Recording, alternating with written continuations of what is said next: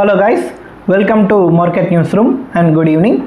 So Nifty చూసుకుంటే 24,740 దగ్గర end అయితే బ్యాంక్ నిఫ్టీ మనకు 54,114 దగ్గర ఎండ్ అయింది. సెన్సెక్స్ మనకు 80,710 దగ్గర ఎండ్ అవుతే మనకు మిడ్ క్యాప్స్ వరకు చూసుకుంటే ఫ్లాట్గా 0.07% పెరిగి ఎండ్ అయిందనమాట. అండ్ స్మాల్ క్యాప్స్ చూసుకుంటే 0.2% మోడరేట్ గెయిన్స్ కనిపించాయి అన్నమాట. సో బేసికలీ ఈరోజు మార్కెట్ చూసుకుంటే చాలా వాలటైల్గా మూవ్ అయింది. సో ఫస్ట్ మన మార్నింగ్ సెషన్ మనకు చూసుకుంటే ఫస్ట్ గిఫ్ట్ నిఫ్టీ పాజిటివ్లో ఓపెన్ అయింది. దాదాపు 90 పాయింట్స్ టు 100 పాయింట్స్ క్యాప్లో ఓపెన్ అయిందనమాట. సో 24,800 బీట్ చేసి పైకి వెళ్ళిపోయి ట్రేడ్ అయింది. సో బాగానే ట్రేడ్ అవుతుంది 24,800 పైన. సో ఖచ్చితంగా నిఫ్టీ 24,800 పైన నిలబడుతుంది షూర్ షాట్గా అని అనుకున్నామంతా. సో జరిగింది ఏంటంటే ఒక ఫేక్ న్యూస్ వచ్చింది. సో మార్కెట్ మ్యానిపులేషన్స్ ఇలాగే జరుగుతాయన్నమాట. సో ఫేక్ న్యూస్ రావడంతో మార్కెట్ ఒక్కసారిగా 24,650 రేంజ్ వరకు పడిపోయింది. 24,840, 850 నుంచి దాదాపు 24,640 వరకు ఆల్మోస్ట్ వచ్చేసింది. సో మీరు చూసుకుంటే ఎంత రేంజ్లో మ్యానిపులేషన్ జరిగింది అనేది చూడొచ్చు. ఎందుకంటే ఫస్ట్ గ్యాప్ అప్ అయ్యి మార్కెట్ 24,850 వరకు వెళ్ళడం, అక్కడి నుంచి ఫేక్ న్యూస్ రావడంతో మార్కెట్ 24,640 వరకు వెళ్ళడం, అక్కడి నుంచి అది ఫేక్ న్యూస్ అని తెలియడంతో అగైన్ 24,640 నుంచి 24,775, 780 వరకు వెళ్ళి అక్కడి నుంచి మళ్ళీ కిందికి రిటర్న్ రీబౌండ్ అయ్యి 24,740 దగ్గర ఎండ్ అవ్వడం. సో ఎలా ఏ రేంజ్లో వాలటిలిటీ ఉందో మీరు చూసుకోవచ్చు అనమాట. సో ట్రేడర్స్కి మంచి ఛాన్సే అని చెప్పొచ్చు. ఈరోజు కరెక్ట్గా పొజిషన్స్ తీసుకుని ఉంటే కనుక మంచి ఆపర్చునిటీ అనమాట. సో ఈ పొజిషన్స్ స్క్వేర్ ఆఫ్ చేసుకోవడానికే వీళ్ళు ఈ మ్యానిపులేషన్స్ చేస్తుంటారని ఎక్స్పెక్ట్ చేయొచ్చు. వాళ్ళు ఖచ్చితంగా మ్యానిపులేషన్ వల్లే ఇలా జరిగిందని చెప్పొచ్చు. ఎందుకంటే మెయిన్గా వచ్చిన న్యూస్ అనమాట ఏదైతే ఉందో ఐటీ సెక్టార్కి సంబంధించి అనమాట. ట్రంప్ ఐటీ సెక్టార్కి సంబంధించి టారిఫ్ వేస్తున్నాడు, ఆల్మోస్ట్ సెటన్ అయిపోయింది, ఇన్ఫ్యాక్ట్ వేసేసాడు అన్నట్టు కూడా కొన్ని ఫైనాన్షియల్ ప్లాట్ఫామ్స్ వాళ్ళు పోస్ట్ చేశారనమాట. సో సిచ్యువేషన్ ఏంటంటే అప్పటికి టైం చూసుకుంటే యూఎస్లో 1 o'clock అయింది నైట్.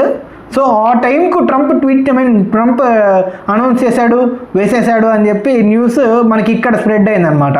వాళ్ళ టైంలో 1, ట్రంప్ ఏమో ఆయన హాయిగా నిద్రపోతుంటాడు, వీళ్ళేమో ఆయన వేసేసాడు, టారిఫ్ వేసేసాడు అనుకొని ఆ న్యూస్ని స్ప్రెడ్ చేయడము. ఆ న్యూస్ స్ప్రెడ్ అయిన తర్వాత అది మళ్ళీ కాసేపటికి ఒక 1 hour అనుకుంటాను అది ఫేక్ న్యూస్ అని తెలియడము. ఆ ఫేక్ న్యూస్ అని తెలియడంతో మార్కెట్ మళ్ళీ రీబౌండ్ అయ్యి ఇప్పుడున్న పొజిషన్ కంటే 24,740 ఈరోజు డేస్ క్లోజింగ్ ఉంది కదా, దాన్ని దాటి కూడా పైకి వెళ్ళి 750 లెవెల్, ఈ 750 లెవెల్ జోన్ ఏదైతే లాస్ట్ టైం సెల్లింగ్ జోన్గా పనికొచ్చిందో దాన్ని దాటి 24,775 ఆ జోన్ వరకు వెళ్ళడం, దగ్గరగా 24,800 దగ్గర వరకు వెళ్ళడం, అక్కడి నుంచి మళ్ళీ కిందికి రావడం.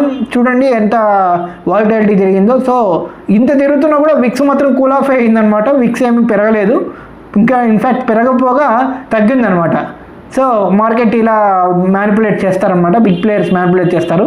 సో రీటైలర్స్ కొంచెం కేర్ఫుల్గా ఉండాలని నేనైతే సజెస్ట్ చేస్తానమాట. ఎందుకంటే ఇలాంటి సిచ్యువేషన్స్ జరిగిన ప్రతిసారి పాపం లాస్ అయ్యేది మాత్రం ఖచ్చితంగా చూసుకుంటే రీటైలర్సే.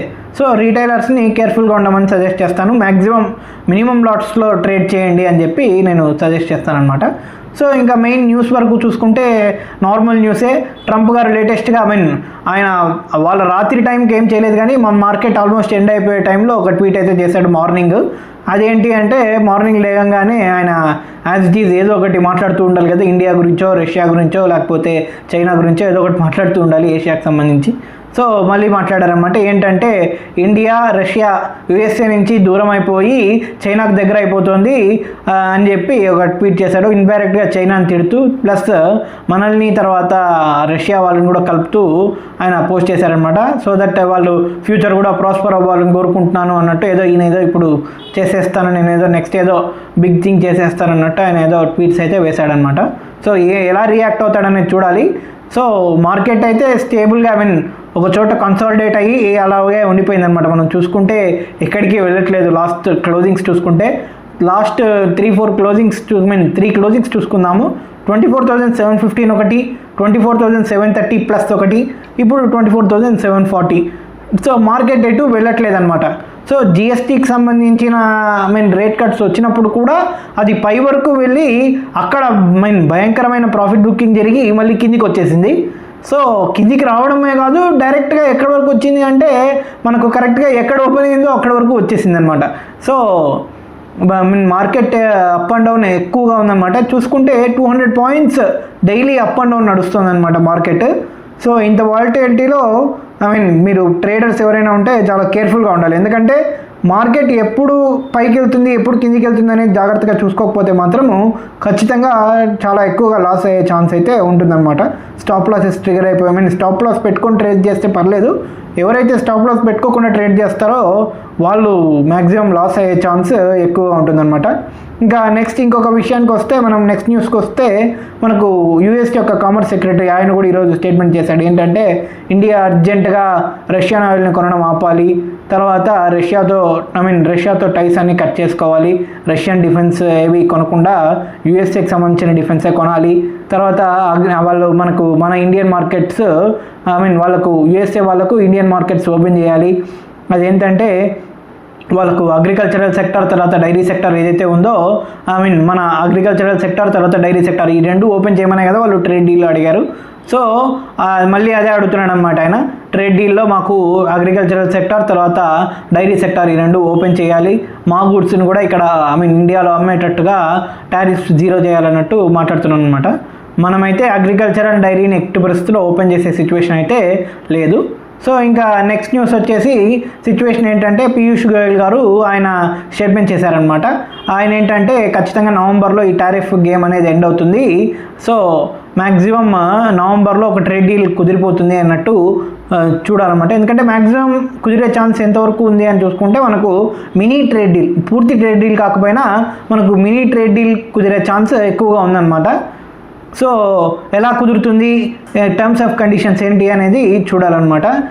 తర్వాత మనకు నెక్స్ట్ న్యూస్ వచ్చేసి ఈయూకి సంబంధించి, మన exports diesel and oil refinery exports ఉంటాయి కదా, ఎస్పెషల్లీ మనకు డీజిల్ అనమాట.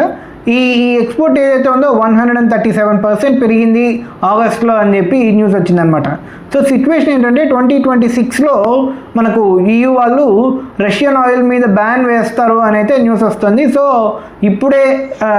ఇప్పటి నుంచే EU వాళ్ళు అక్యుములేట్ చేసుకుంటున్నారు అని చెప్పి న్యూస్ వస్తుందన్నమాట. ఇంకొక న్యూస్ ఏంటంటే EUతో మన FTA అనమాట, మనం లేటెస్ట్గా మీకు తెలిసిందే FTA సైన్ చేసుకుంటున్నాం కదా, ఫ్రీ ట్రేడ్ అగ్రిమెంట్స్. సో చాలా కంట్రీస్తో చేసుకుంటున్నాము. సో ఇప్పుడు లేటెస్ట్గా ఏంటంటే EU వాళ్ళతో కూడా ట్రేడ్ డీల్ కుదిరిపోతుంది, ఈ ఇయర్ ఎండ్కి కుదిరిపోతుంది, డిసెంబర్ కల్లా కుదిరిపోతుందని న్యూస్ వస్తుందన్నమాట. మనకి ఇప్పటికే చూసుకుంటే యూకేతో మనకు ట్రేడ్ డీల్ అయిపోయింది, ఆల్మోస్ట్ సర్టన్ అనమాట. ఇంకా చాలా కంట్రీస్తో టాక్స్ నడుస్తున్నాయి, ఆల్మోస్ట్ సర్టన్ స్టేజ్లో కొన్ని కంట్రీస్తో ఉన్నాయన్నమాట. సో చూడాలన్నమాట ఎలా ట్రేడ్ డీల్ కుదురుతుంది, వాళ్ళ ప్రోడక్ట్స్ ఇక్కడికి ఏవేవి వస్తాయి, ఏ కాస్ట్ తగ్గుతాయి, లేకపోతే మన ప్రోడక్ట్స్ ఏవేవి ఎక్స్పోర్ట్ చేస్తామో అనేది చూడాలన్నమాట. యూకేతో అవ్వడం కంటే యూకేతో కొంచెం వరకు బెనిఫిటే మనకు. తర్వాత మెయిన్గా చూసుకుంటే ఇప్పుడు EUతో కనుక అవుతాయి, ఎందుకంటే 28 కంట్రీస్ ఏమో ఉంటాయన్నమాట మనకు యూరోపియన్ యూనియన్తో ఒక్కసారి మనకు ట్రేడ్ డీల్ అనేది కుదిరిపోతే, సో మనకు అమెరికన్ ప్రోడక్ట్స్ అన్నింటినీ మనం EU వైపుకు షిఫ్ట్ చేయొచ్చు అనమాట, మ్యాక్సిమం డైవర్సిఫై అయిపోతుంది. మనం చూసుకుంటే లేటెస్ట్గా మీకు ఫార్మా సెక్టార్కి సంబంధించి కూడా మనకి ఈ పాటికి న్యూస్ వచ్చింది. మనం ఏం చేస్తున్నామంటే నెదర్లాండ్స్కి తర్వాత బ్రెజిల్కి ఇలా డిఫరెంట్ కంట్రీస్కి మన ఫార్మా ఎక్స్పోర్ట్స్ని కూడా డైవర్సిఫై చేసేస్తున్నాం అనమాట.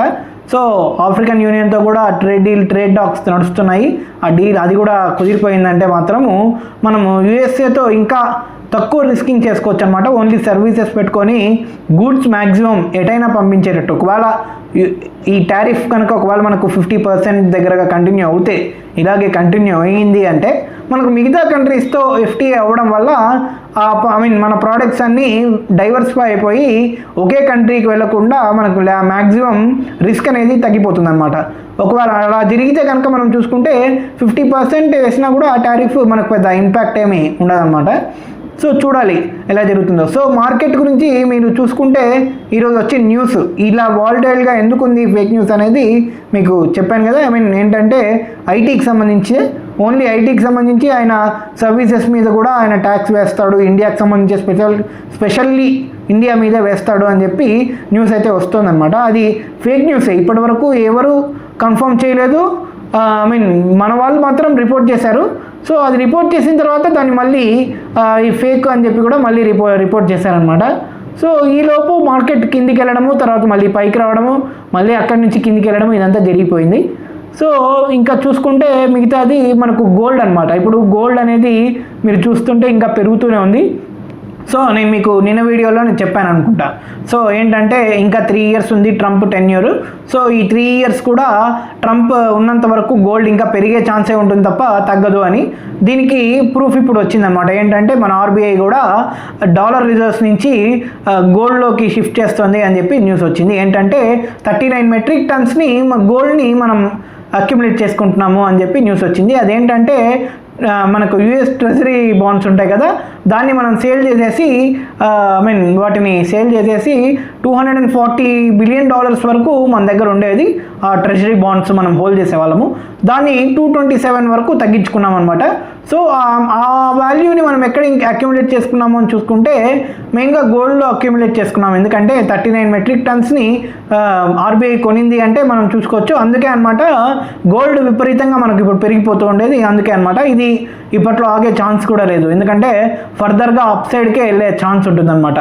సో ఎందుకంటే ఇప్పుడు గోల్డ్ ఈ 3 years కూడా గోల్డ్ పెరుగుతుంది అంటే జనరల్గా మనం గోల్డ్ మ్యాక్సిమం చూసుకున్నట్టయితే ఎప్పుడు ఒక 5 yearsకి మ్యాక్సిమం గోల్డ్ వాల్యూ అనేది ఎప్పుడు డబల్ అవుతుంది. సో ఈసారి ఇంకా తొందరగా అయ్యే ఛాన్స్ ఉందా అనేది కూడా మనం చూడాలన్నమాట. ఎందుకంటే చాలా డ్రాస్టిక్గా పెరుగుతుంది.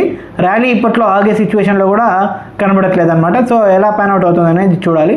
ఇంక ఈరోజు మెయిన్ సెక్టార్స్ ఏంటి, గెయినర్స్ ఏంటి అనేది మనం చూసుకుంటే మెయిన్గా మెటల్ సెక్టార్ ఈరోజు మళ్ళీ ర్యాలీ వచ్చిందనమాట మంచిగా. సో మెయిన్గా సెల్లింగ్ ఎక్కడ వచ్చింది అంటే ఐటీ సెక్టార్, మీ అందరికీ తెలుసు కదా, ఐటీ సెక్టారే మెయిన్గా వీక్నెస్ అనమాట. సో బ్యాంక్ సెక్టార్ వచ్చేసి ఫ్లాట్గా ఉంది, స్టిల్ బ్యాంక్ సెక్టార్ కూడా అలాగే ఉందన్నమాట. సో బ్యాంక్లో ఎక్కడ ర్యాలీ రాలేదు. ఒకవేళ అప్ సైడ్ వచ్చినా కూడా ప్రాఫిట్ బుకింగ్ మళ్ళీ తిరిగి సేమ్ సిచ్యువేషన్కు వచ్చేస్తుందన్నమాట. సో ఎలా ప్యాన్ అవుతుంది అనేది చూడాలి. ఇంకా మిగిలిన సెక్టార్స్ ఏవైతే ఉన్నాయో మనకు మెయిన్గా మ్యానుఫ్యాక్చరింగ్ సెక్టార్ కూడా అప్ స్టార్ట్ అయిందన్నమాట. మ్యాక్సిమం చూసుకుంటే ఇంకా అప్ వచ్చే ఛాన్స్ ఉంటుంది. సో ఇక్కడ నుంచి ఫర్దర్గా అప్ వచ్చే ఛాన్సే ఎక్కువ అనమాట మ్యానుఫ్యాక్చరింగ్. ఎందుకంటే గవర్నమెంట్ కూడా దీనికి సంబంధించి ఇన్సెంటివ్స్ని ప్రొవైడ్ చేస్తుంది. మనకు అన్ని మ్యానుఫ్యాక్చరర్స్కి సంబంధించిన కంపెనీస్ ఏవైతే ఉన్నాయో వాటన్నిటికీ ఇదే ఇస్తుంది అనమాట. ఇంకా మనకు చూసుకుంటే పాజిటివ్ ఇంకా ఏ సెక్టార్ ఉంది అనేది మనం చూసుకుంటే ఆటో సెక్టార్ అనమాట. ఈ ర్యాలీ కంటిన్యూ అవుతుంది. సో చూసుకుంటే మనకు ఇప్పటికే ఆటో సెక్టార్ ఒక మంచి ప్రాఫిట్ జోన్లోకే వచ్చిందని చెప్పుకోవచ్చు. సో ఎవరైనా ఉంటే కనుక ఇక్కడ నుంచి ప్రాఫిట్ బుకింగ్ చేసుకోమని సజెస్ట్ చేస్తాను. ఎందుకంటే ఆటో సెక్టార్ ఇప్పటికే జిఎస్టీ వాళ్ళు అనౌన్స్ చేస్తారు అన్నప్పటి నుంచే ఖచ్చితంగా పెరుగుతుంది ఆటో సెక్టార్ అని చెప్పి అందరూ అనుకున్నారు. దానికి తగ్గట్టుగానే మనకు ఆటో సెక్టార్ బాగా బూమ్ వచ్చింది. సో ఇప్పుడు ఆల్మోస్ట్ ఒక సర్టన్ స్టేజ్కి వచ్చింది కాబట్టి ఇక్కడ నుంచి ఎవరైనా ఇన్వెస్టర్స్ ఎవరైనా ఉంటారో వాళ్ళు షార్ట్ టర్మ్లో ప్రాఫిట్ బుకింగ్ చేసుకోవాలనుకుంటే ఇది మంచి లెవెల్ అనమాట. ఇక్కడ నుంచి కొంచెం లెవెల్ వరకు మీరు ప్రాఫిట్ బుకింగ్ చేసేసుకోండి, అది బెటర్ అని నేనైతే సజెస్ట్ చేస్తాను. సో టాప్ గెయినర్స్ సంబంధించి చూసుకుంటే స్టాక్స్లో మ్యాక్సిమం మనకు ఈ ఎఫ్ఎంసీజీ స్టాక్స్ మంచి ర్యాలీ అయ్యాయి కదా మనకు లాస్ట్ 1 month వరకు చూసుకుంటే. ఈ ఎఫ్ఎంసీజీ సెక్టార్లో ఈరోజు ప్రాఫిట్ బుకింగ్ జరిగిందనమాట. సో ఈరోజు మెయిన్ సెక్టార్స్ ఏమేమి అనేది చూసుకుంటే ఐటీ, ఎఫ్ఎంసీజీ, రియాలిటీ, ఈ 3 సెక్టార్స్లో మనకు ప్రాఫిట్ బుకింగ్ కనిపించింది. ఇంకా అప్ వచ్చిన సెక్టార్స్ ఏమేమి అనేది చూసుకుంటే మెటల్, మ్యానుఫ్యాక్చరింగ్ అండ్ ఆటో, ఈ 3 సెక్టార్స్లో మనకు అప్ మూవ్ కనిపించింది అనమాట. సో మ్యానుఫ్యాక్చరింగ్ అండ్ మెటల్లో స్టిల్ అప్ మూవ్ వచ్చే ఛాన్స్ ఫర్దర్గా ఉందన్నమాట. కానీ ఆటోలో అయితే నేను ప్రాఫిట్ బుకింగ్ ఖచ్చితంగా చేసేసుకోండి అని సజెస్ట్ చేస్తాను. సో స్టాక్ అక్యుములేట్ చేసుకోవాలా అనుకునే వాళ్ళు ఎవరైతే ఉన్నారో ఐటీ సెక్టార్లో ఇప్పటి నుంచే ఈ డిప్ని ఖచ్చితంగా క్యాష్ చేసుకోమని సజెస్ట్ చేస్తాను. ఎందుకంటే ఇక్కడ నుంచి మెల్లిమెల్లిగా అక్యుములేట్ చేసుకోండి. ఫర్దర్గా మీకు ఇంకా డిప్స్ వచ్చే ఛాన్స్ ఉందా అంటే ఉంది, బట్ స్టిల్ ఈ డిప్ నుంచే స్టార్ట్ చేయమని చెప్తాను. కొంచెంగా అక్యుములేట్ చేసుకోండి. సో ఐటీ మళ్ళీ ఎప్పుడైతే ర్యాలీ స్టార్ట్ అవుతుందో ఐటీలో అది మంచి ప్రాఫిట్స్ ఇచ్చే ఛాన్స్ అయితే ఉంటుందన్నమాట ఇక్కడ నుంచి. సో ఇలా మీ డేటా అంతా మీకు తీసుకొని వచ్చి మీకు మీ ముందు పెట్టి ఇలా మొత్తం డేటాని ఒక చోట ఎక్స్ప్లెయిన్ చేయడానికి మేము పెట్టిన ఎఫర్ట్ మీకు నచ్చినట్టయితే తప్పకుండా ఛానల్ లైక్ షేర్ చేసి సబ్స్క్రైబ్ చేయండి. సో మళ్ళీ మనం మండే మార్కెట్ వీడియోలో మళ్ళీ కలుద్దాం. అంతవరకు టేక్ కేర్ అండ్ బాయ్.